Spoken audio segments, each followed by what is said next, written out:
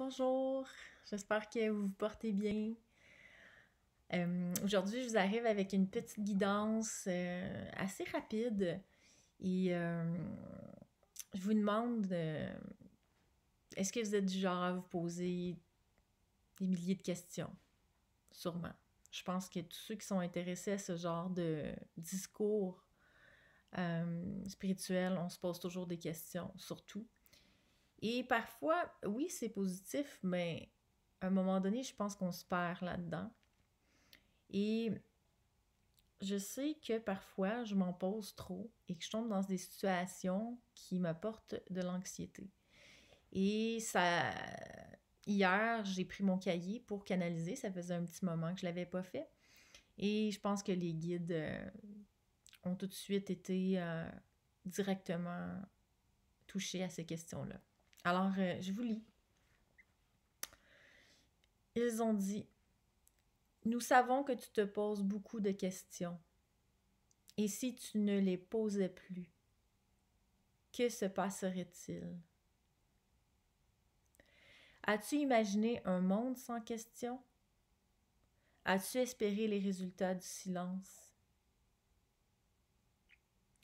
Nous t'invitons à laisser tomber peu à peu ta personnalité, tes questionnements et inquiétudes, et à te laisser écrire tes expériences par la source. Si l'ego n'est pas de la partie, alors qui se charge de ta vie? Donc, quand on tasse l'ego, qui se charge alors de notre vie? Le soleil peut alors entrer et éclairer toutes les parties. Rester dans la pénombre. Donc, le soleil peut alors entrer et éclairer toutes les parties, rester dans la pénombre. Alors là, dans cet endroit sans temps ni espace, tu pourras voir la source créée à travers toi des instants de lumière pure.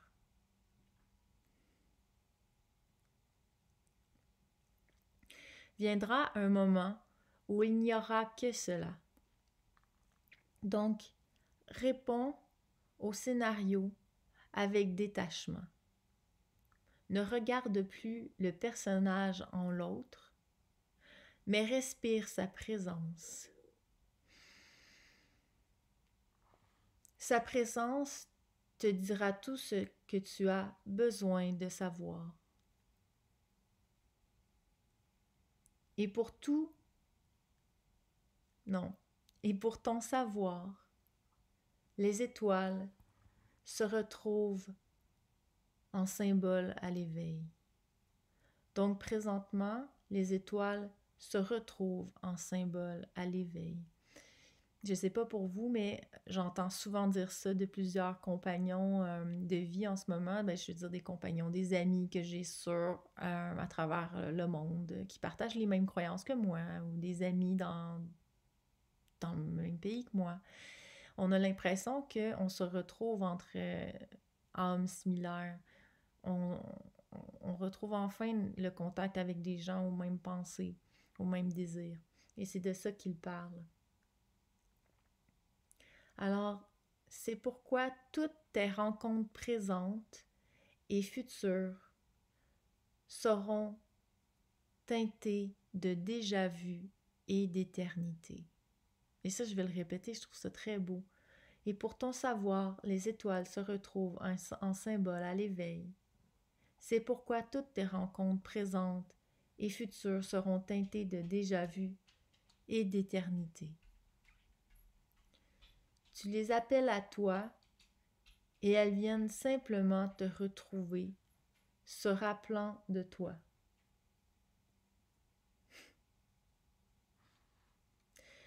À vos contacts, vous vous souvenez de qui vous êtes et vous trouvez ensemble des morceaux de casse-tête. Vous vous élevez l'un et l'autre, et il n'y a jamais un qui enseigne plus que l'autre. Parce que celui qui enseigne s'enseigne à lui-même. Il apprend en donnant. Ne regarde pas le contenant, ni même le contenu. Regarde plutôt l'essence. Sois et ressens à travers toute relation, et tu auras déjà saisi l'essentiel. Ne confonds pas le contenu et l'essence. L'un est d'une évidence pour ton grand soi, mais très subtil pour ton ego. L'essence est pourtant l'ADN énergétique, le message de l'esprit, ses ondes. Quelles ondes ou vibrations portent-ils? Dans la réalité, vous êtes un esprit aimant, donc à jamais unifié et parfait. Mais dans l'illusion, vous devez vous protéger de certains personnages, et c'est ainsi que vous pouvez le faire, en captant la vibration, l'empreinte de l'autre. Quel effet a-t-elle sur votre esprit, sur votre cœur? Cela est votre réponse.